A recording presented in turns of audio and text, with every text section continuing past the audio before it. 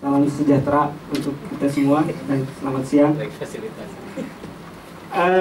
Sebelumnya terima kasih atas waktu dan kesiapan teman-teman sekalian untuk terus melanjutkan agenda hari ini. Nah, untuk sesi hari ini kita akan masuk ke model pembelajaran, atau kita coba melihat pembelajaran terhadap kegiatan yang kami lakukan gitu, teman-teman Patiro, Yapika, AK3 bersama dan inisiatif terkait indeks kemandirian desa gitu. Nah, kebetulan beberapa hari ke belakang kami melakukan semacam piloting untuk instrumen di Kebumen gitu. Nah, untuk sesi hari ini kita akan coba melihat dan saling sumbang saran gitu terkait pelaksanaan kegiatan, instrumen, dan beberapa pembelajaran yang mungkin bisa kita dapat dari kegiatan tersebut. Nah, untuk mempersingkat waktu, sepertinya sesi ini kita akan coba mulai dengan pemaparan kegiatan yang akan disampaikan oleh tim yang melakukan kegiatan, kemudian tanggapan juga dari teman-teman formasi Kebumen yang diwakili oleh Mas Yusuf secara langsung, kemudian juga dari Bapak Mades yang diwakili oleh Ibu Wati gitu. Nah, untuk mempersingkat waktu, kami langsung saja untuk pemaparan kegiatan yang akan disampaikan oleh Mas Aang. Terima kasih. Selamat siang semuanya.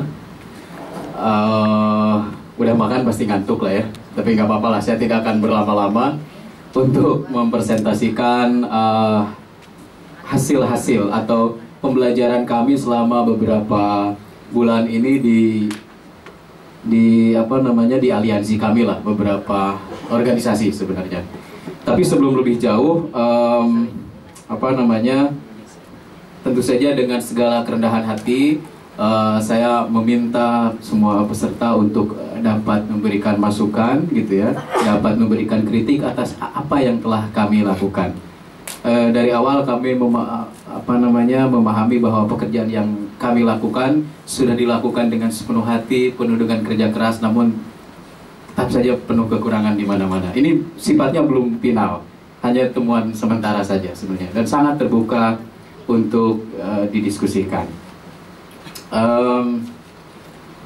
Beberapa bulan yang lalu kami di Patiro, inisiatif gitu ya, dan beberapa AK3 berkumpul untuk membicarakan beberapa hal. Tapi memang fokusnya kita di mengenai kemandirian desa ya sebenarnya. Di RPJMN sendiri di 2015-2019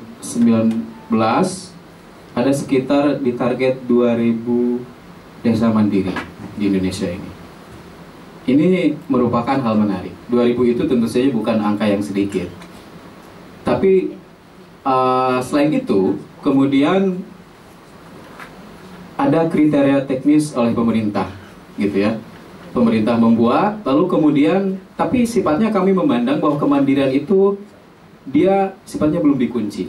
Artinya masih terbuka untuk didiskusikan. Nah, berangkat dari sana kami punya pikiran bagaimana kemudian kita mengembangkan dan memperdalam diskursus mengenai kemandirian desa ini sebenarnya. Nah, kami berkumpul untuk bagaimana caranya kita bisa mengembangkan sebuah instrumen. Bagaimana caranya kita mendapatkan sebuah gambaran desa yang mandiri itu. Secara sederhana kita mengatakan ini desa mandiri versus CSO kali. Beberapa CSO, tidak semua tentu saja. Hanya beberapa CSO gitu ya sebenarnya. Nah, itu latar belakang penting kita melakukan kerja-kerja atau mencoba membuat, mendesain instrumen tentang kemandirian desa itu seperti apa. Nah, ya tentu saja ini tujuannya menggambarkan kondisi kemandirian desa lah ya. Sebenarnya seperti itu, ini pasti tujuannya ke sana. Ini menggambarkan, memantau, kemudian menyediakan peta perkembangan. Gimana sih perkembangan, petanya, perkembangan kemandirian desa itu. Sehingga kemudian ketika jelas petanya, kita bisa membuat sebuah rumusan, kebijakan atau masukan, program apa yang cocok untuk desa tersebut sesuai dengan kondisinya. Sebenarnya seperti itu. Nah, lagi-lagi ketika kita berbicara kemandirian, ini sifatnya terbuka juga. Banyak definisi sebenarnya. Dari yang paling kiri, yang paling kanan, yang tengah itu banyak mendefinisikan tentang kemandirian. Tapi kami sepakat tentang kemandirian ini ada beberapa kata kunci. Satu, kemampuan, kesetaraan, pemberdayaan, dan yang paling pentingnya adalah keberlanjutan dan saling ketergantungan. Paling tidak beberapa kata kunci itu yang selalu terkait erat dengan kemandirian. Walaupun banyak hal lagi yang terkait, tapi kita mencoba bukan menggiring ya, tapi mempermudah saja kita mendefinisikan sebenarnya seperti itu. Nah, lalu setelah kita mendefinisikan kemandirian, kita juga diberi pekerjaan rumah atau pekerjaan kita selanjutnya adalah dari sisi apa kemudian kita melihat desa itu. Lagi-lagi banyak sudut pandang yang kemudian bisa dilakukan. Tapi kemudian kita memutuskan bahwa kita bisa melihat desa itu dilihat dari kelembaganya saja. Tapi kelembagaan bukan hanya organisasi, tentu saja definisinya. Kelembagaan itu adalah pelaksana dari aturan-aturan yang telah ditetapkan, itu pasti oleh lembaga. Seperti itu. Lalu ketika sudah berbicara kelembagaan, apa saja yang dinilai, gitu ya? Dengan melihat berbagai studi, berbagai kebijakan yang keluar, akhirnya kita memutuskan 3 saja yang kemudian kita lihat kondisi kelembagaannya.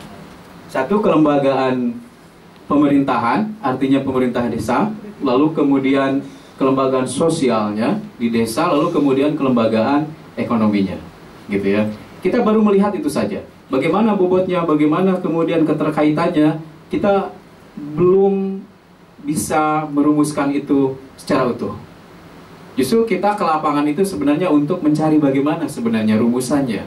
Relasi antara 3 dimensi ini, bagaimana bobotnya, itu akan kita diskusikan sebenarnya. Nah,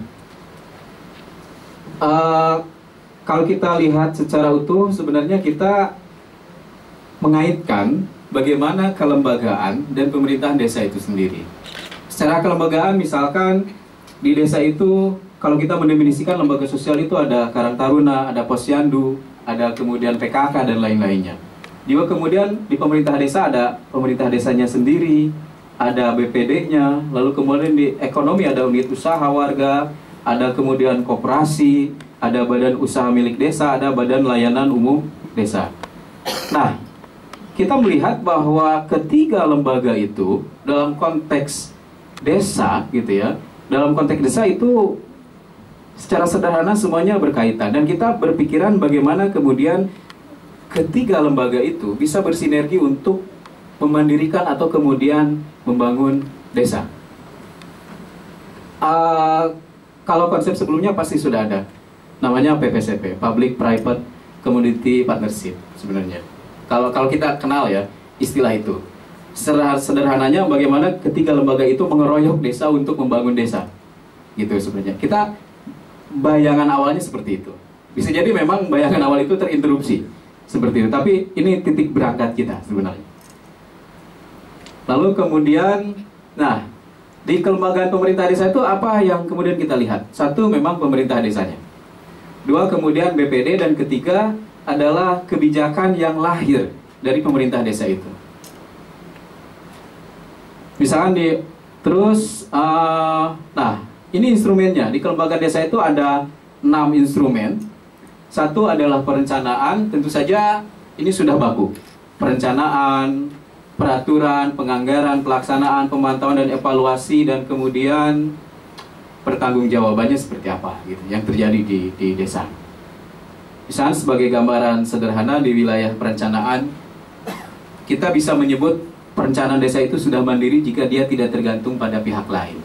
Mulai dari pengkajian desa gitu ya, dari Musdu sampai ke kemudian tingkat Pusrenbang, seperti sampai bikin RPJMdes dan kemudian diturunkan ke APBDes, RKPDes dan Perdesnya itu sendiri gitu ya. Tidak kemudian bergantung pada pihak lain. Itu tentunya nilai yang sangat tinggi seperti itu. Lalu kemudian bentuk kelembagaan sosial kita mendefinisikan ada bentuk formal PKK, lalu bentuk informal. Ini untuk memudahkan saja. Informal itu seperti kelompok pengajian, kelompok penganut keagamaan, itu adalah kelembagaan sosial secara informal. Lalu kemudian instrumennya itu dilihat dari keaktifan warga dalam berpartisipasi dalam forum-forum yang ada di desa, lalu tingkat organisasinya, lalu nilai-nilai yang dianutnya, gitu ya. Lalu kemudian dampak dari nilai-nilai dampak sosialnya seperti apa, gitu. Nah, di bentuk kelembagaan ekonomi juga kita mengelompokkan itu ada dua, formal dan informal. Misalkan kalau formal mudah kita pahami, tapi kalau informal ini memang kita juga membutuhkan masukan dari kawan-kawan semua di sini. Kalau kita misalkan menemukan di dalam misalkan terdapat variasi hubungan antar pelaku, contohnya hubungan antara pemilik dan penggarap, sistem ketenagaan kerja setempat, itu kan sebenarnya kita menyebut itu sebagai bentuk kelembagaan ekonomi tapi sifatnya dia non formal, seperti itu. Nah, yang paling ini memang yang paling sedikit di kelembagaan ekonomi ini, kita hanya lihat di kelembagaan ekonomi desa dan bagaimana peran pemerintah desa terhadap pengembangan ekonomi ini. Kita berhasil mendefinisikan dua saja untuk pengembangan ekonomi ini sementara ini. Nah, lalu kemudian ini jenjang kemandirian yang kita ukur. Jadi memang dari awal kita sudah terlebih dahulu mengklasifikasikan kemandirian desa itu ke dalam 3 klasifikasi, gitu ya. 1, desa yang sifatnya dependen atau kemudian belum mandiri. Belum mandiri ini secara sederhana kita definisikan bahwa desa tersebut masih bergantung pada intervensi pihak eksternal untuk menjalankan fungsinya. Ini ketergantungan terhadap pihak luarnya sangat tinggi. Itu dia kita sebut dependen. Lalu kemudian independen, desa sudah mampu menjalankan fungsinya tanpa intervensi dari pihak eksternal. Dia betul-betul bisa sendiri. Lalu kemudian yang ketiga adalah interdependen.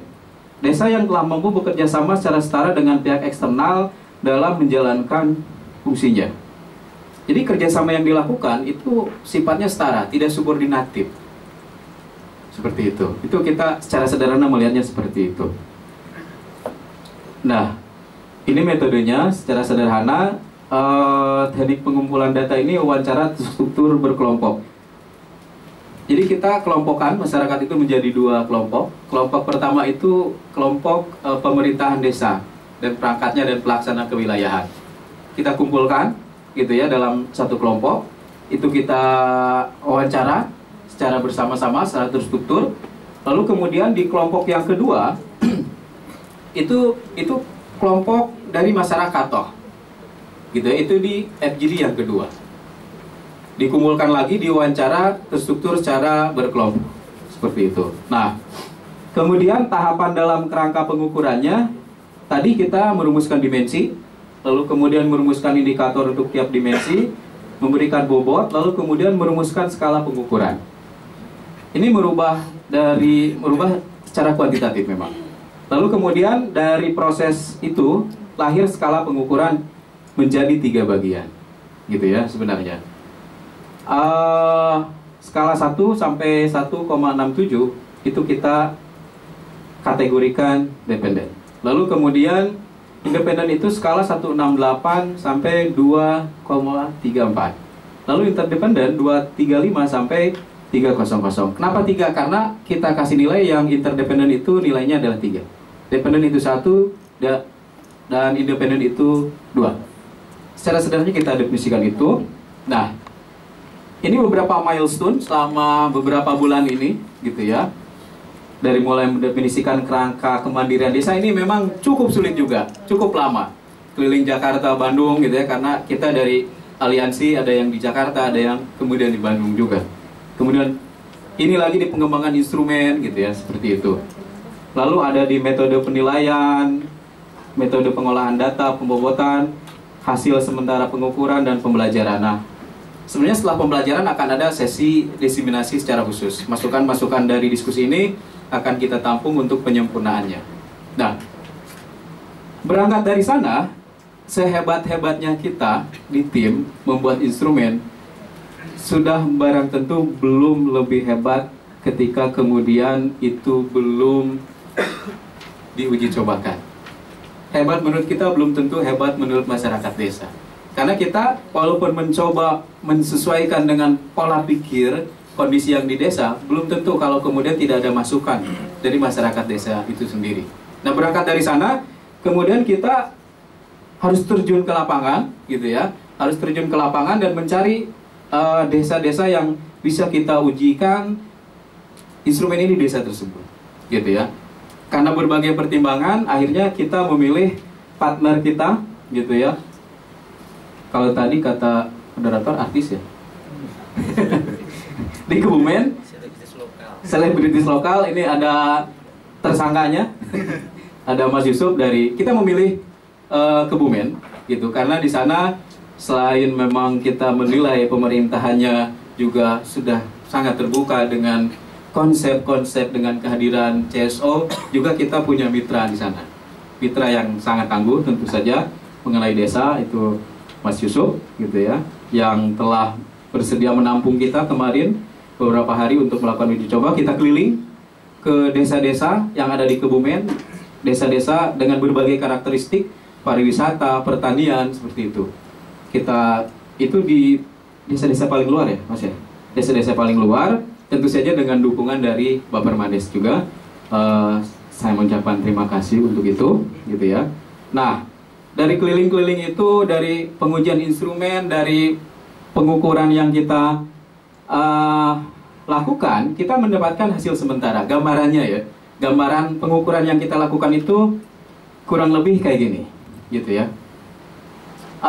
Dari 14 desa yang kita lakukan, ada memang 4 desa belum bisa kita olah secara lebih lanjut karena keterbatasan data sebenarnya, gitu ya. Ada kekurangan secara teknis, sehingga yang bisa kita analisis itu ada 10 desa, gitu ya sebenarnya. Kalau kita lihat di wilayah pemerintahan desa, gitu ya, mayoritas desa itu berada dalam posisi interdependen, Mas Yusuf. Artinya di wilayah pemerintahan desa, kemampuan dalam perencanaan, penganggaran, pelaksanaan, evaluasi, itu dia berada pada kondisi interdependen, artinya ketergantungan terhadap pihak lain, gitu ya, itu sudah terminimalisir, gitu ya, sudah terminimalisir artinya di wilayah pemerintahan desa. Tapi juga ketika kita lihat di wilayah kelembagaan ekonomi, gitu ya, ini ternyata dia mayoritas berada dalam kondisi independen sebenarnya. Jadi campur tangan pihak lain sebenarnya masih ada, gitu, dalam pengembangan kelembagaan ekonomi ini. Lalu kemudian di wilayah sosial, kelembagaan sosial juga masih didominasi oleh kategori independen, seperti itu. Artinya kalau saya pribadi secara menyederhanakan, di pemerintahan desanya sudah mandiri, tapi di wilayah pemerintah, di wilayah lembaga ekonomi dan wilayah sosial, ini masih menjadi PR. Masih banyak PR yang harus dilakukan untuk memperbaiki itu. Sehingga kalau saya secara pribadi membayangkan ketika akan ada program, ini yang harus dilihat. Jangan terlalu banyak masuk ke pemerintahan desa, tapi treatmentnya di wilayah lembaga ekonomi, lalu kemudian lembaga sosial. Kalau mau kita sederhanakan seperti itu. Nah, lalu kemudian kalau indeks secara keseluruhan, gitu ya, ini indeksnya. Pemerintahan desa itu adalah interdependen, ekonomi dan sosial itu berada di wilayah atau kategori dependen. Itu, nah kalau kita gambarkan pakai diagram, gambarnya seperti ini, gitu ya. Kurang lebih ini gambarannya sih seperti apa sih, outputnya seperti apa kalau hasilnya jika dilihat secara visual di diagram.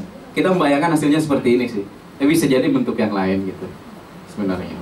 Ini kesimpulan penilaian di 3 dimensi itu. Oke. Nah, Ini memang pembelajaran penting yang kita lakukan dari proses kemarin. Ada beberapa hal sebenarnya. Satu, pembelajaran penting itu dari awal kita membayangkan bahwa pasti ada keterhubungan antara 3 dimensi itu.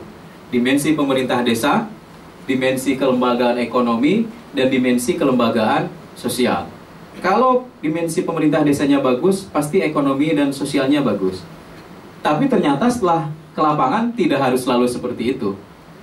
Ada yang nyambung, ada yang kemudian tidak antara ketiga dimensi itu sebenarnya. Kita belum berani terlalu jauh mendiskusikan lebih dalam kenapa kemudian itu terjadi. Mungkin Bapak dan Ibu di sini bisa memberikan masukan yang lebih tahu dari kami mengenai desa.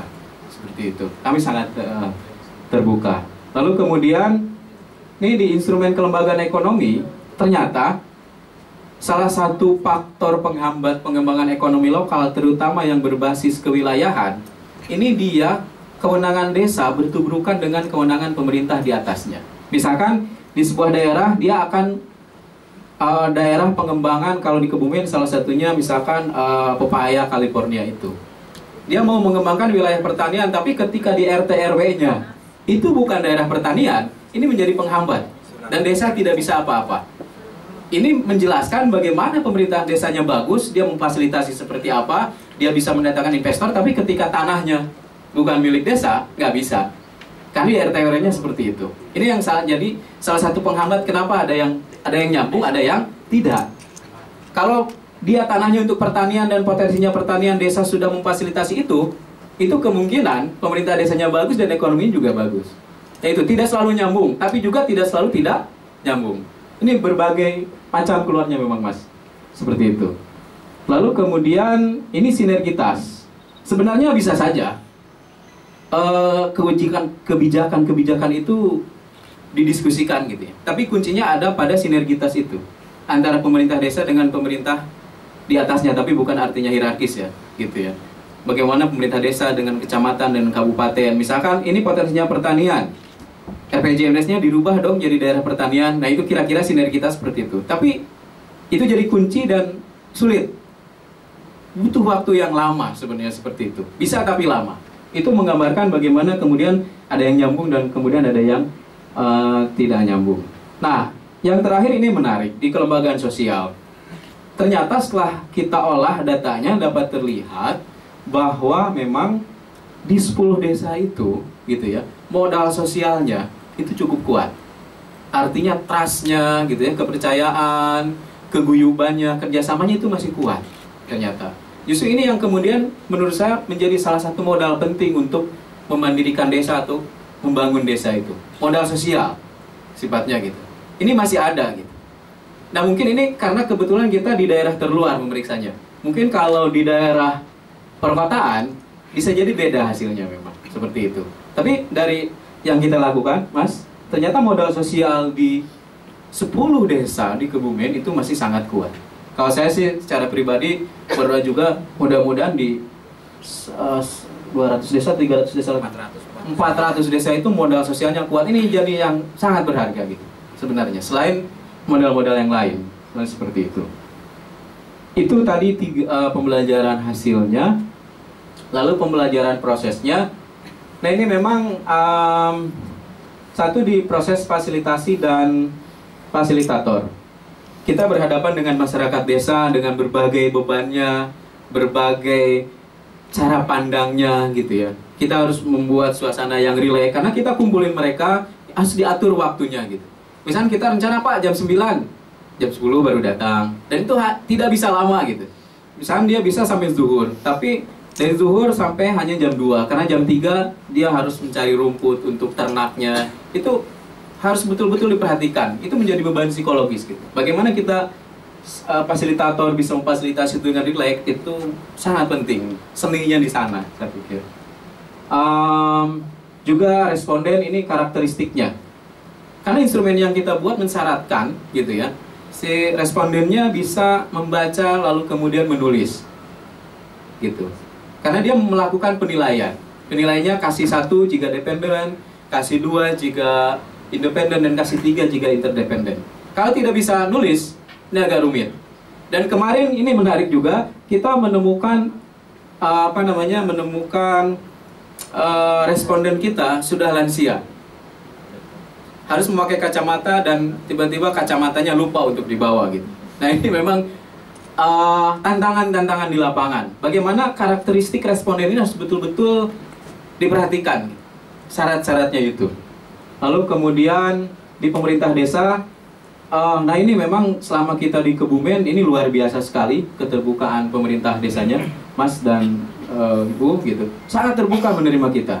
Semua informasi diberikan gitu sebenarnya.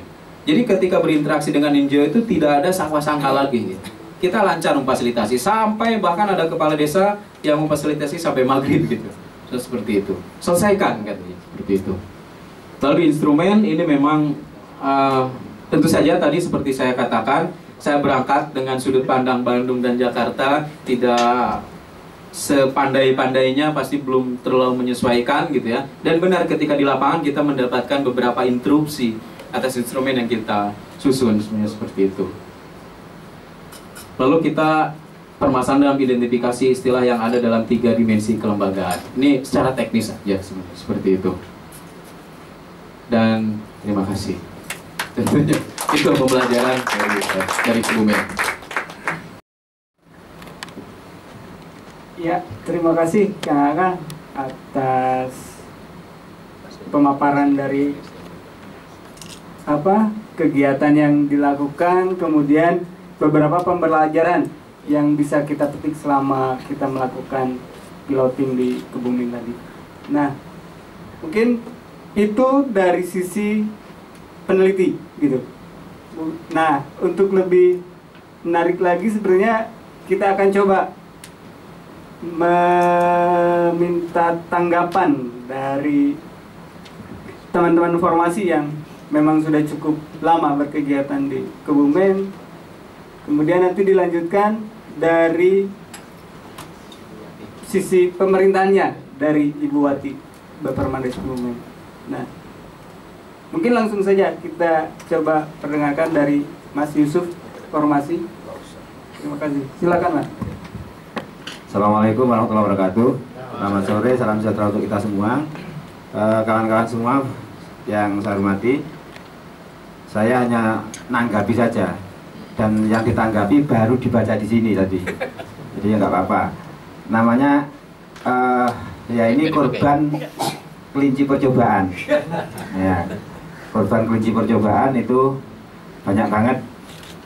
Yang pertama begitu datang itu langsung minta dikumpulkan, ayo kita langsung pelatihan asesor, gitu kan.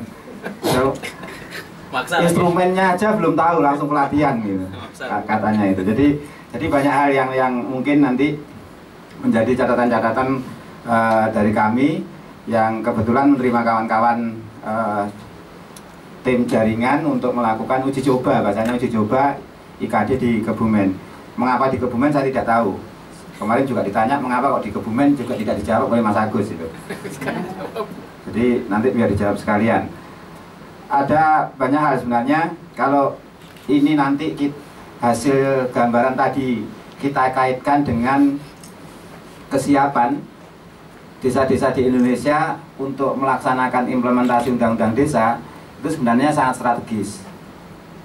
Sangat strategisnya artinya kalau di Kebumen yang selama ini dalam tanda petik kita sudah berdarah-darah gitu kan ya, bagaimana membangun desa yang diawali oleh kawan-kawan sudah sangat lama saja, hasilnya masih dalam tanda petik ya menurut saya itu belum sepenuhnya yang kita harapkan.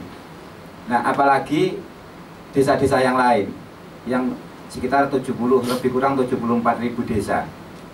Seperti apa gitu kan? Kalau kita ukur dengan indeks kemandirian desa yang secara substansi saya melihat banyak punya korelasi, banyak punya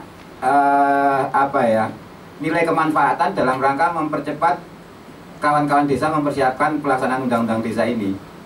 Itu yang menjadi catatan kami ketika kita coba menerapkan IKD itu.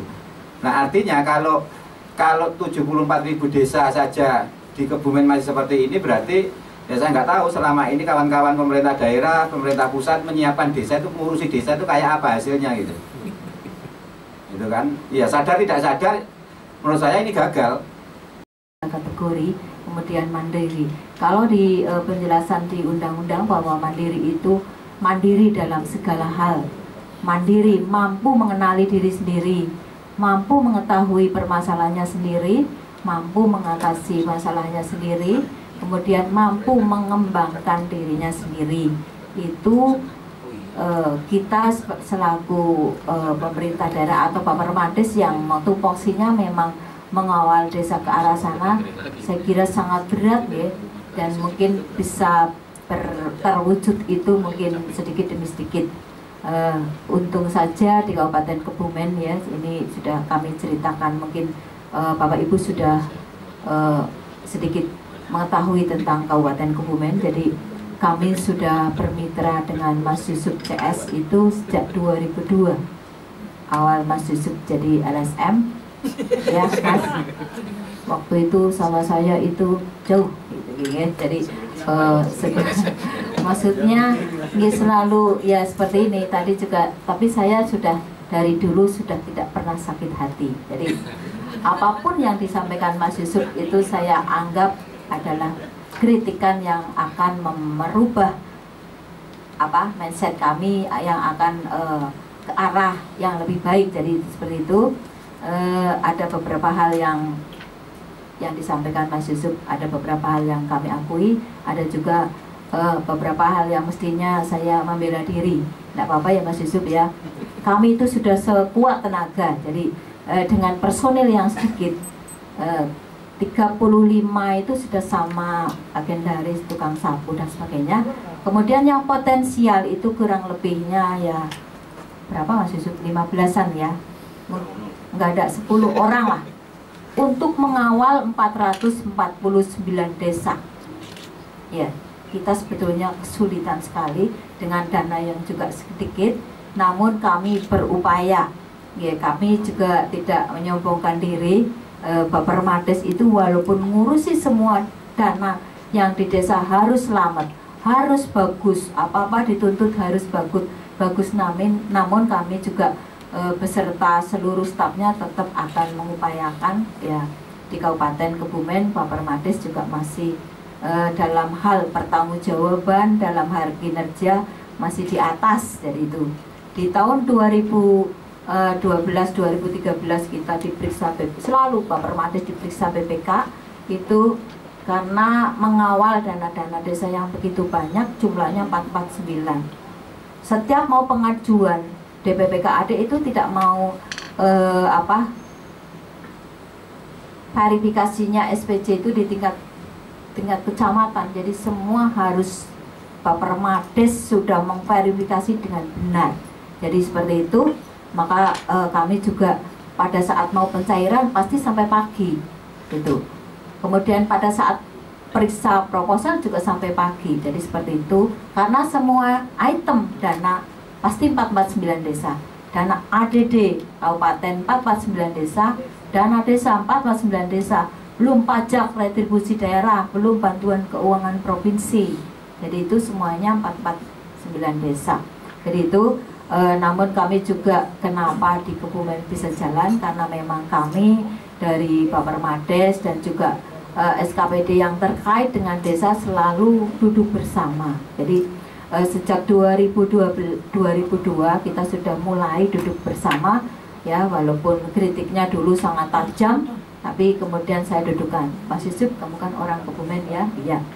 Kemudian pada saat itu saya di bagian hukum, kita pada saat akan menyusun peraturan daerah tentang partisipasi masyarakat dalam proses kebijakan publik, kita sudah punya di 2004. Jadi keterbukaan publik semua lapisan, baik itu pemerintah daerah, semua SKPD harus terbuka, kecuali dalam hal yang dirahasiakan ada ketentuan.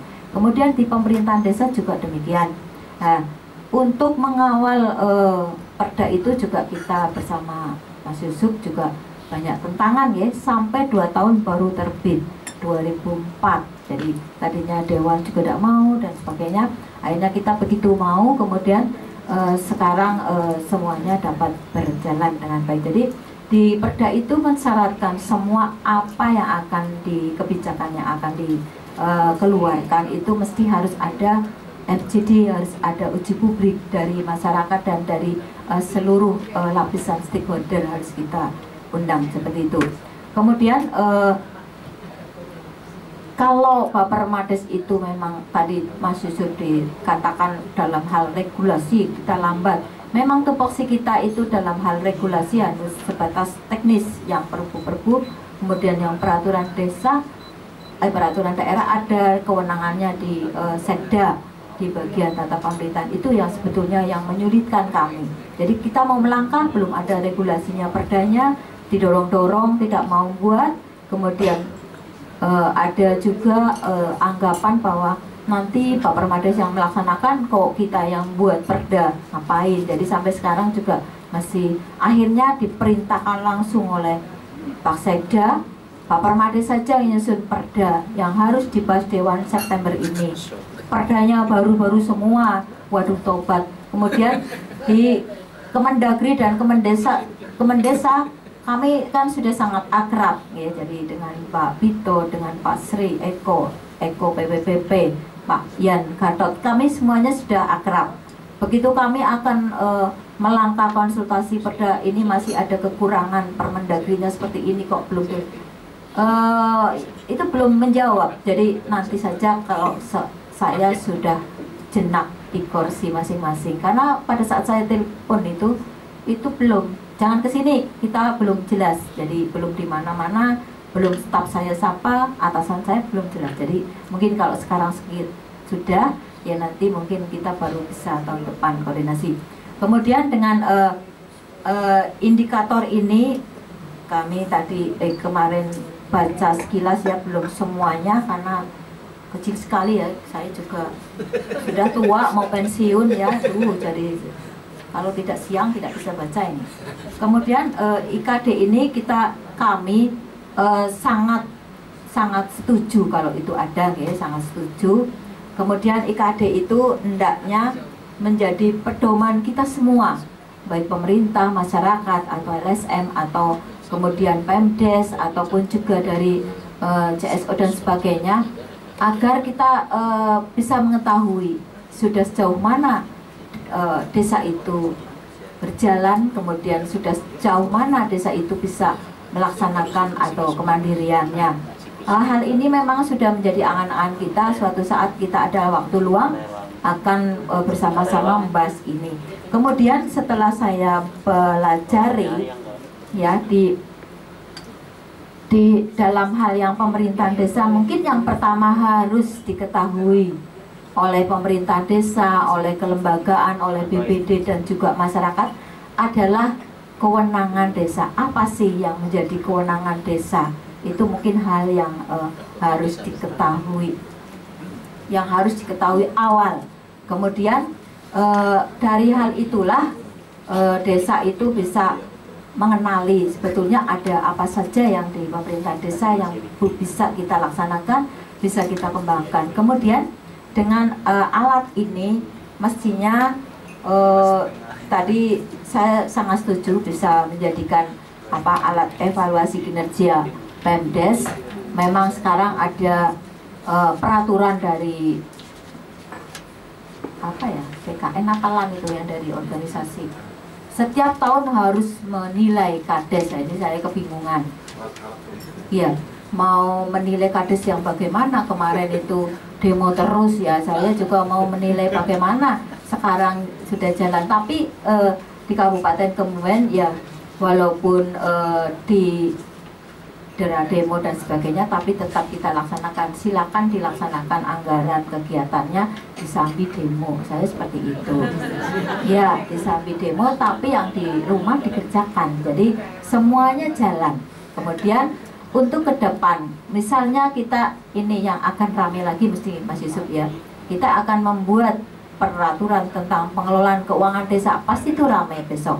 Nah, sudah sejak dini kami kemarin safari bintek ke kecamatan bahwa sejak dini sudah informasikan bahwa kewajiban desa tetap dilaksanakan, tugas-tugasnya tetap dilaksanakan. Besok pada saat membahas pengelolaan keuangan yang desa yang mungkin ada hal-hal yang tidak pada demo, silahkan demo kita layani, tapi yang di belakang tetap dikerjakan. Itu sudah kami sampaikan seperti itu.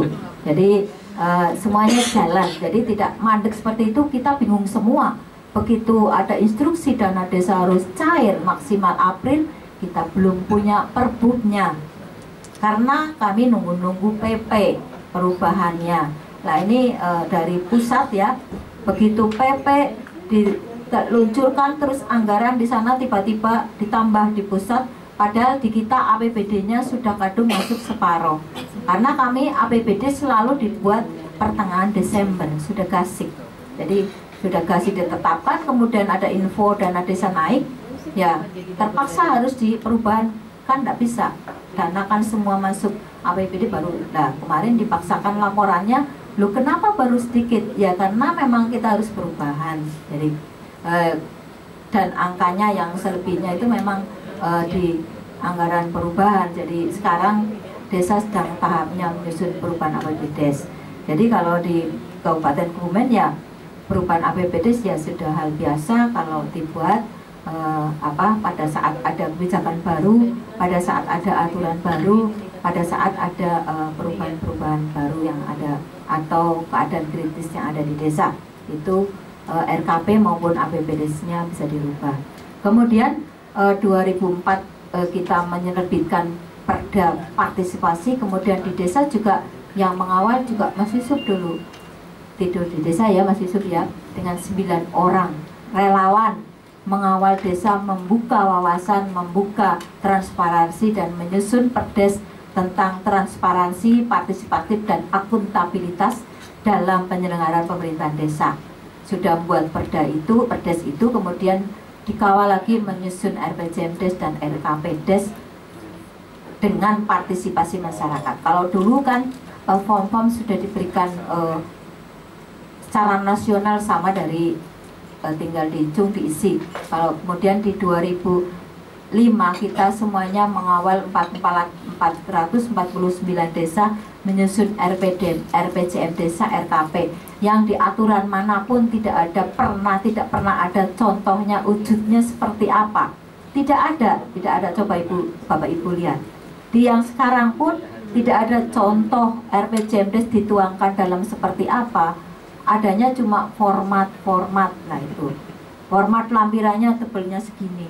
Jadi di Permendagri 114 itu formatnya banyak sekali yang kita nyusun perbubnya, kita editing sendiri. Ya disalahkan ya tidak masalah. Jadi yang penting kita edit sesuai lokal yang ada di Kebumen, yang sudah dilaksanakan di Kebumen. Kemudian untuk di desa-desa seluruh sejumlah 449 di tahun 2005 sudah menyusun semua. Periode pertama 2006 sampai 2010. Habis masa berlakunya 2010 kita fasilitasi lagi agak atau mengarah ke partisipasi yang sudah lebih baik. Kalau dulu itu masih baru digeret ya Mas Yusuf, dibuka transparansi terus kemudian diajak gitu. Kemudian pada saat dulu itu kalau mau pertemuan itu maunya malam, setelah selesai semua baru malam. Ya kalau Bapak Permades ya angkat tangan ya. Kalau sudah kerjanya itu masih harus ngawal di malam ya, enggak ada anggarannya ya enggak bisa ya. Jadi itu makanya recruiting Mas Yusuf 9 orang untuk mengawal 449 desa. Berapa bulan dulu ya Mas Yusuf jadi ya. Jadi sudah jadi semua, yang penting jadi ada wujudnya. Desa bisa menyusun visi misinya, desa sudah bisa menyusun ada masalah apa. Kemudian 2010 kita sudah menyusun lagi periode. Kemudian di bulan ini kita sudah mengawal desa menyusun RPJM desa yang berdasarkan baru yang periode ketiga. Kalau kami rakor ya di tingkat provinsi maupun rakornas itu pada heran bagaimana mengawal desa menyusun RPJM desa. Jadi selama ini yang ada di kabupaten lain apa Mas Yusuf yang jenengan keliling-keliling? APBD-nya itu pendanaannya, kegiatannya, wujudnya apa yang penjenengan keliling. Kalau yang jenengan datangi pasti dibuat seperti Kabupaten Kebumen ya, ada RPJM dan sebagainya. Tapi kabupaten lain mungkin hanya kasih form saja terus dijalankan, mungkin seperti itu. Karena heran bagaimana kita mengawal RPJM Des, wong aturannya jadi belum lengkap. Jadi untuk Kebumen sudah mulai sejak 2013. Kita sebagai saya dan Mas Yusuf itu kan sudah sering diundang untuk membahas undang-undang desa. Jadi kita punya draft undang-undang desa. Jadi hanya draft kita sosialisasikan ke depan. Hei kepala desa, kamu besok harus begini-begini, tidak boleh begini-begini lagi. Semuanya harus transparan, partisipatif. Juga BPD, juga para bendahara dan para KUR sudah kita berikan sosialisasinya di 2013 agar besok undang-undang desa tidak kaget. Kemudian 2014 terbit, terus kita langsung sudah punya konsep, dilatih, disosialisasikan, dilatih apa-apa yang harus dilaksanakan. Jadi memang gerak cepat karena pasukannya Mas Yusuf juga begitu ada peraturan, yuk kita buat aturan seperti itu. Jadi didorong biar cepat. Seharusnya kalau peraturan undang-undang desa itu mestinya itu ada transisi 2 tahun. Kita transisi perubahan lah optimal. Tapi karena di aturan di peraliannya ada, silakan yang sudah ada dilaksanakan sambil diganti yang sudah tidak sesuai. Jadi yang kita laksanakan seperti itu. Perda-perda yang sudah ada, pergub-pergub yang sudah ada kita laksanakan sambil dirubah. Tapi alur proses dan mekanismenya masih punya kita sendiri. Jadi seperti itu. Tentang Kebumen sedikit kami ceritakan. Kemudian saat ini sedang untuk bulan Agustus kami sudah memfasilitasi 4 pas desa sudah musrenbang des semua, penyusunan 2016 skala desa, 2017 skala kabupaten. Sekarang RKP desnya 2016 sudah jadi. Di bulan Oktober kita akan memfasilitasi APBDes murni 2016 yang sudah kita aplikasikan sesuai ketentuan yang baru. Jadi di perencanaan pembangunan desa ini, desa juga sudah kita latihkan dengan format ada pembagian program dan kegiatan, ada rekeningnya seperti kita di daerah. Jadi nanti menyusun kegiatan, rencana kegiatannya di RPJMdes, di RKP, di RKA, APBDes, jenisnya kegiatan ini pasti rekeningnya ini. Jadi nanti di aplikasi keuangannya menjadi akunnya aplikasi keuangan. Jadi itu sudah itu yang kita lakukan. Walaupun di sana sini kami dalam memberikan pelatihan kepada desa, jadi yang penting kita jalan dulu, tidak akan ada yang menyalahkan. Kalau menyalahkan ganti, nanti akan saya salahkan. Misalnya ada yang menyalahkan pemerintah pusat, maka kami akan menyalahkan. Jadi yang penting sekarang kita jalan sambil gaduh-gaduh, pakai peraturannya sendiri yang sudah tidak sesuai kita langsung rubah. Jadi seperti itu yang kita kawal di Kabupaten Kebumen. Kemudian untuk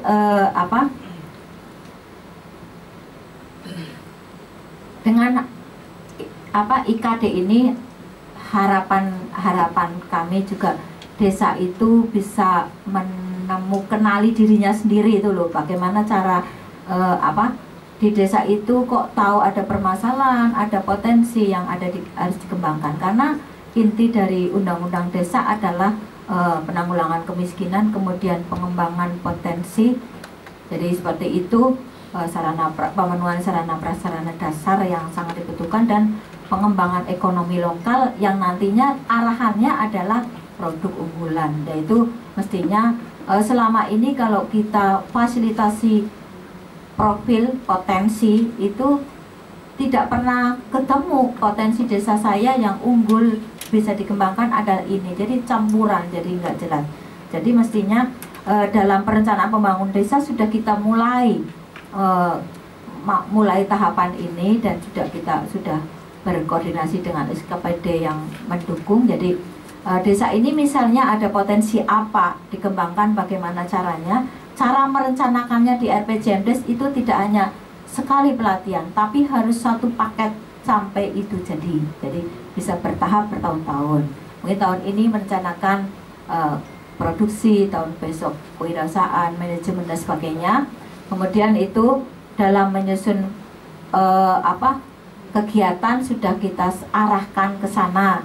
Kemudian juga bisa melihat potensinya sendiri, potensinya tetangga desa. Kemudian potensi desa yang tetangga yang sama berkumpul, kita ajak untuk pembangunan kawasan perdesaan. Ini yang belum kita buat aturannya karena kita juga masih sulit bagaimana mengaturnya. Jadi cuma dalam perencanaan pembangunan sudah kita arahkan desa itu merencanakan potensi atau mengidentifikasi potensinya, kemudian merencanakan untuk pengembangannya, juga bekerja sama dengan kumpul dengan ke desa yang lain yang sejenis potensinya, kemudian berembuk merencanakan sendiri. Suatu saat dibangun bersama kawasan pedesaan. Seperti itu. Kemudian untuk IKD ini setelah saya cermati, mungkin nantinya karena ini yang menggunakan kita, yang menggunakan orang desa, harapan kami itu masyarakat juga paham tentang indeks ini, juga bisa ikut berpartisipasinya. Bagaimana sih masyarakat itu harus berpartisipasi aktif dalam di desa itu. Kalau melihat ini, oh berarti kalau ini ada penilaiannya, berarti saya harus begini, kan timbul kesadaran seperti itu. Maka kami usulkan, karena ini sudah ada angkanya, satu yang belum misalnya, atau yang angka 1 itu nilainya karena masih sedikit, terus kedua sudah ada 2, terus yang indikator yang ketiga mestinya ini dari 1-2 sudah lebih lengkap. Jadi kami sarankan bahasanya yang sederhana tapi konsisten, ya. Kita yang baca tidak mubeng-mubeng. Terus kemudian sebetulnya makna atau intinya sudah pas, ya, sudah pas, tapi mungkin redaksionalnya yang perlu diubah. Jadi kalau di sini contoh ya, misalnya kok belum apa, terus kemudian yang di kolom keduanya misalnya ini di lembaga sosial, ya, misalnya ini subdimensi dampak sosial, lembaga belum mampu menyelesaikan permasalahan sosial masyarakat, kemudian partisipasi aktor perlembagaan dalam bangun masih bersifat reaktif, kan berarti yang angka 1 itu cenderung masih negatif. Kemudian yang angka nilainya 2, lembaga sudah mampu menyelesaikan permasalahan, kan berarti sudah ada nilainya 2. Kemudian aktor kelembagaan sudah aktif. Kemudian yang ketiga nilainya 3, mestinya yang mampu ini ada tambahan plusnya apa, seperti itu. Misalnya lembaga sudah mampu menyelesaikan permasalahan sosial masyarakat di desanya dan antar desa. Kemudian aktor kelembagaannya juga dalam bangun modal sosial sudah melakukan di desanya juga antar desa, kan sudah ada plusnya. Jadi kalau yang ini belum nilainya 1, kalau yang ini sudah tapi belum aktif nilainya 2, kalau yang ketiga semuanya sudah ada plusnya. Itu seperti itu mungkin. Jadi saya bukannya menggurui, tapi ini mungkin redaksional mesti perlu konsisten. Jadi konsisten suatu indikator mesti ininya, redaksionalnya, bahasanya bahasa yang bahasa Indonesia yang benar, kemudian juga konsisten, terus kemudian tidak ada arti lain, sehingga kita yang baca mudah dan sederhana lah. Jadi sederhana, bahasanya juga tidak usah bahasa ada campurannya, kita bahasanya yang sederhana, yang kalau desa mengisi itu tidak tanya-tanya gitu loh. Tidak tanya-tanya. Kalau Pak desa itu mengisi apa sih ini, nilai-nilai itu dipromosikan, terinstitusionalisasi lah, desa kan bingung ya, mungkin tertuang dalam regulasi peraturan desa. Jadi itu, seperti itu, bahasanya mudah, lugu, dan kita memahaminya gampang, desa paham. Jadi kalau desa baca itu tidak telepon, buat ini siapa dah, saya tuh tiap hari kesel, kuping saya pegang HP, jadi panas. Ini aja pada banyak desa, karena memang kami buka informasi. Jadi HP ini selalu saya sak, jadi tidak pernah saya tinggal. Jadi tiap hari namanya perangkat desa, BPD, masyarakat, ya, telepon silakan. Kalau itu bertanya berarti ingin maju. Saya positifnya seperti itu. Jadi seperti itu. Jadi kita memang buka seperti itu. Kemudian juga di Kebumen juga ada diskusi interaktif di Ratih TV Kebumen, disiarkan di radio. Jadi itu di situ mungkin artisnya bosen ya Mas Yusuf, tiap tampil buah lah, tahu-tahu mesti Ratih TV jadwalnya Pak Permades padat sekali ya. SKPD yang lain mana apa-apa ada Pak Permades, nanti jadwalnya si kepala begitu hari hanya tinggal jamnya, Bu saya lagi di sini, jangan ya datang. Oh iya. Nah gitu harus siap. Jadi apapun, jadi seperti itu. Dan di situ masyarakat sudah aktif, telepon, SMS, langsung di TV langsung saya jawab. Jadi seperti itu. Di Kebumen keterbukaan informasinya seperti itu. Jadi memang yang penting di sini kita pemerintah mau menerima segala macam kritik. Saya dikritik apapun Mas Yusuf, tidak pernah sakit hati. Nanti saya renungkan, oh ya saya harus begini. Tapi jenengan ya jangan kritik tok ya, mestinya. Jadi mesti harus ada solusi. Dulu senengannya kritik, kamu kritik tok mana konsepnya. Sekarang seperti itu. Sekarang lebih pintar dari saya gitu. Dulu yang latih ya Mas ya. Saya itu masih di bagian hukum, melatih Mas Yusuf waktu pertama kali pemerintahan umum legal drafting, karang canggih luar biasa. Dan murid-muridnya itu saya akui hebat ya. Jadi itu karena bagusnya. Tapi kita kerjasama yang menguntungkan Mas Yusuf untuk bersama anak buahnya juga untuk pekerjaannya karena itu, tapi juga mendukung kami melaksanakan menjadikan desa itu lebih baik, karena tujuannya memang tata pemerintahan yang baik di desa maupun di pemerintahan daerah. Jadi itu seperti itu. Kemudian untuk yang mohon maaf saya kemarin tidak sempat semuanya mengoreksi ya, jadi mungkin tadi saya sarankan, tadi yang disampaikan Pak Agus itu sudah bagus ya, sudah bagus, sudah mengena, tapi itu mungkin nanti redaksionalnya berlembar-lembar ya tidak apa-apa, tapi bisa dibaca lah, jangan kelembutan.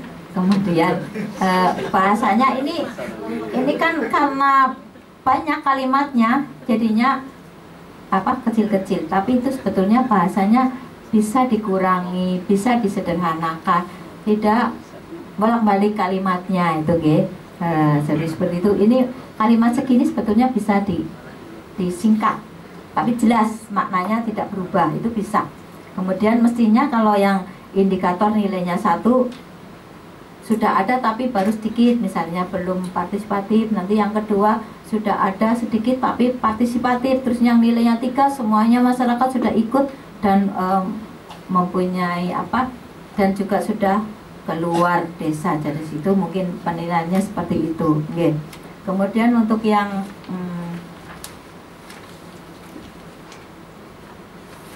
dengan adanya ini mestinya nanti karena desa paham, oh ya saya besok ke depan tidak perlu apa-apa disuruh ya. Jadi sebetulnya kami sudah membuat banyak aturan untuk pelaksanaan ADD, pelaksanaan undang-undang, wajibnya peraturan bupati yang sudah diberikan surat dari gubernur itu wajibnya menyusun perbuk ini, semuanya di Kebumen sudah kami buat ya. Perbuk pengadaan barang dan jasa Pemdes, kemudian siltap, penggunaan dana desa ADD, kemudian retribusi pajak, kemudian pengelolaan keuangan, kemudian juga itu sudah kewenangan desa. Awal kita harus mengawal desa adalah kita membuat perbuk kewenangan desa, list, daftar list yang apa-apa yang kita mintakan dari SKPD yang tidak ditangani SKPD. Kemudian kita semuanya tuliskan, sudah mendasarkan 4 bidang dari undang-undang desa dan sudah kami buatkan rekening. Jadi tapi masih kita berikan alternatif dan seterusnya di sini. Desa sudah paham. Kalau di desa saya ada kegiatan ini, oh kelompoknya bidang ini. Oh di sini belum ada, ya nulis rekening sendiri. Jadi desa sudah bisa seperti itu. Jadi sudah seperti itu. Jadi nanti ke depan akan nanti pada saat pengelolaan keuangannya itu dengan kode program dan rekeningnya jelas. Jadi tidak ada pencairan dana kemudian Kades itu musyawarah untuk apa uang tahun ini, itu sudah tidak ada di kami. Jadi pada saat pencairan ADD, Kades mensosialisasikan bahwa pembangunan akan kita selesaikan, akan kita laksanakan, dan rencana kegiatannya sudah dibahas di tahun lalu di RKP yang di Musrenbangdes tahun lalu. Jadi tinggal pelaksanaannya. Jadi tidak ada lagi pada saat mau penerimaan terus Kades itu mensosialisasikan ini untuk apa. Jadi kemudian di tingkat desa juga sudah paham bahwa dalam pembangunan desa ini juga tidak kemudian dibagi rata ya, tapi memang ada skala prioritasnya. Mungkin giliran dusun itu memang sudah diprioritaskan mana yang perlu dulu dan parah dulu, baru tidak terus kemudian uang sedikit semuanya dibagi ke masing-masing dusun, itu sudah mulai tidak seperti itu. Jadi sudah prioritas, dan sudah kami wajibkan orang yang ada atau SDM yang ada di desa itu untuk memberikan saran masukan. Ada LSM ya di situ menjadi narasumber, ada bidan desa ya di situ mengusulkan atau merencanakan sesuai dengan prioritas penanggulangan kemiskinan di Dinkes apa. Jadi sudah kita matchingkan dengan yang SKPD. Kemudian DPU SDA juga sudah kita bekali bahwa nantinya semua kegiatan yang tentang KPU-an rencananya mesti harus diverifikasi UPT yang ada di tingkat kecamatan. Jadi tidak ada double perencanaan. Jadi sudah, oh ini kewenangannya daerah, kamu tidak usah mengusulkan di skala desa, usulkan saja di skala kabupaten. Kemudian di kami juga sudah ada Perda Penanggulangan Kemiskinan, percepatan di situ ada mewajibkan minimal 8% untuk penanggulangan kemiskinan juga sudah kita terapkan. Jadi yang skala desa 8%-nya untuk penanggulangan kemiskinan juga sudah kita terapkan. Jadi mungkin menurut kami itu IKD ini sangat penting, dan itu memang lagi menjadi impian kami bagaimana cara menyusunnya. Dulu kita juga pernah ya Mas Yusuf, tahun berapa itu desa apa namanya, berkembang ya, penilaian desa berkembang itu kita juga buat ininya sendiri ya Mas Yusuf ya. Jadi tahun berapa itu saya 2008 apa ya, jadi itu 2008 kita pernah, kemudian kita sebar ke desa, kemudian desa yang nilainya bagus skornya terus kita tinjau, kemudian nanti setiap tahun dievaluasi di lomba desa seperti itu. Jadi kemudian karena terus saya alih profesi, jadi terus itu gak diteruskan ya. Jadi dulu saya kabit yang nangani itu, kemudian saya sekretaris, kemudian banyak, kemudian terus ini ada undang-undang baru, saya konsen ke pelaksanaan undang-undang baru. Jadi seperti itu. Kemudian untuk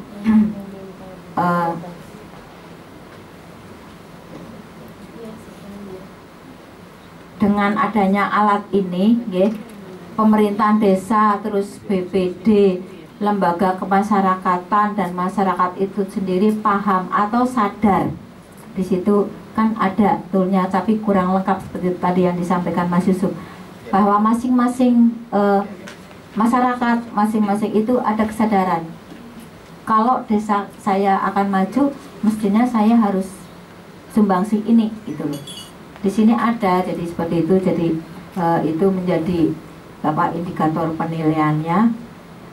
Kemudian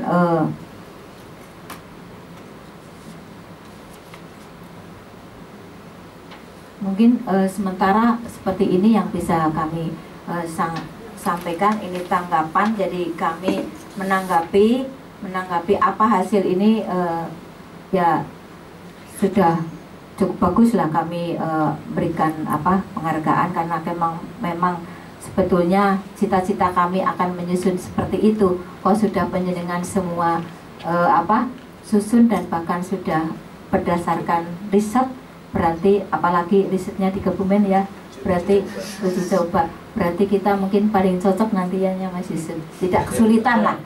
Kalau hal ini coba penjenengan uji coba ke desa, ke kabupaten lain, sulit. Ini tidak ada, ini tidak ada, pasti seperti itu. Tapi kita semuanya ini sudah ada. Apa yang sudah tertuang di sini kan berdasarkan penjenengan ke desa ya, ini semuanya sudah ada.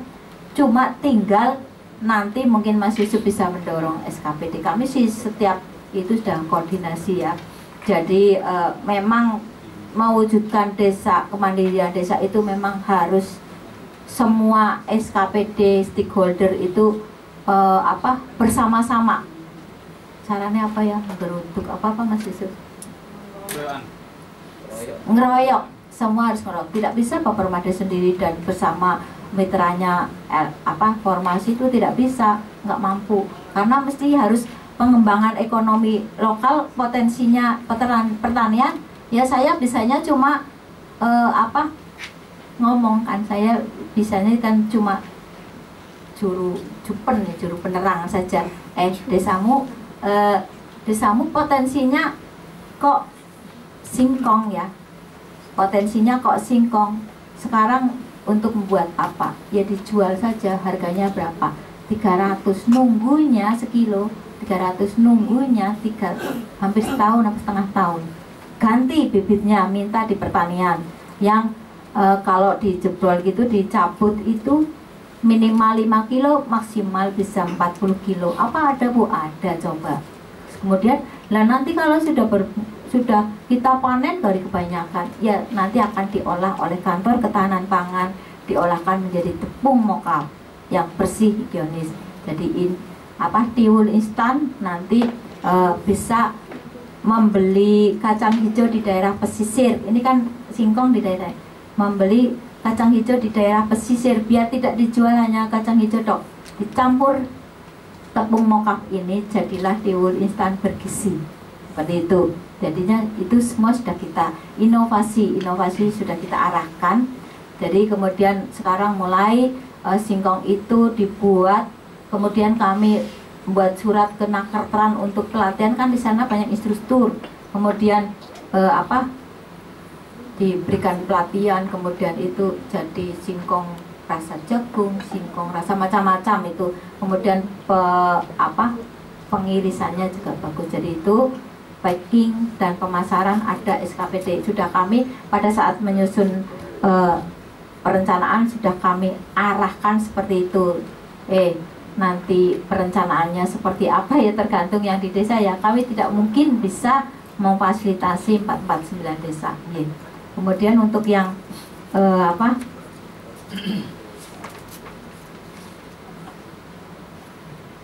yang ada di sini itu sudah semuanya sudah bagus lah, tapi tinggal itu tadi diperjelas lagi, kemudian ukurannya jelas. Kalau ada angkanya 1, 2, 3 mestinya itu nanti jelas indikatornya, terus jelas ada perbedaannya. Jadi tidak kemudian bahasa-bahasa atau makna atau arti kalimatnya juga tidak menimbulkan pertanyaan gitu. Jadi kalau kita baca kok kita bisa langsung, oh ya begini, oh di kami tidak ada, harus ada, maka kita mungkin seperti itu. Demikian Pak moderator, mungkin yang bisa kami sampaikan seperti itu. Jadi manfaatnya ini sangat banyak ya. Nanti kita akan setiap tahun juga kita harus menilai evaluasi kinerja desa dan juga pemerintahan desa. Juga setiap tahun kita harus melombakan desa. Melombakan ini dalam artian tidak hanya bikinan-bikinan ya, tapi akan kami upayakan bahwa ini bisa menjadi alat. Jadi seperti itu. Kemudian tool ini hendaknya dibuat yang bahasanya sederhana ya. Tidak usah ada kalimatnya penjenengan lah, kalimatnya yang ada asing dan sebagainya, tidak usah. Bahasanya sederhana, toh yang nanti yang akan pakai kan kita dan desa, jadi panduan, jadi mudah. Kemudian kalimatnya, redaksionalnya konsisten, tidak bolak-balik, kemudian urut dan konsisten. Mungkin demikian saja, kurang lebihnya mohon maaf sekali karena kami juga tidak paham jadi narasumber diskusi apa di sini, cuma telepon Mas Yusuf kemarin gitu.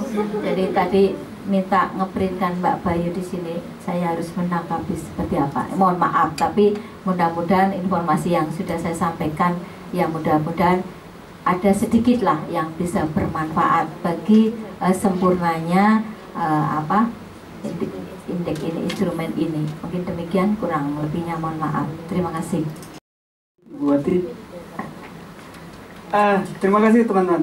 Sebenarnya cukup menarik ketika kita menghadirkan gitu teman-teman dari formasi, dalam artian ketika kita coba melihat instrumen yang digunakan, kita coba lihat dari sisi CSO yang memang aktif di sana dan juga dari sisi pemerintahan desanya, pemerintah daerahnya. Sebelum ke sesi diskusi, mungkin beberapa catatan dari yang tadi disampaikan. Satu, keyakinan kita bersama bahwa instrumen kemandirian desa ini bisa menjadi tools gitu untuk melihat bagaimana kesiapan desa dalam menyongsong undang-undang desa. Kedua, IKD bisa jadi semacam alat untuk desa sendiri kenali kondisi dan juga potensi masing-masing desa. Kemudian dari sisi itu bisa menjadi semacam evaluasi bagi masyarakat dan Pemdes sendiri gitu untuk menghadirkan inovasi-inovasi. Kemudian juga ini jadi semacam jembatan bagi pemerintah desa, masyarakat dan juga CSO untuk menjalankan peran-peran yang saling berkaitan dan saling mendukung. Nah, mungkin yang menjadi catatan bahwa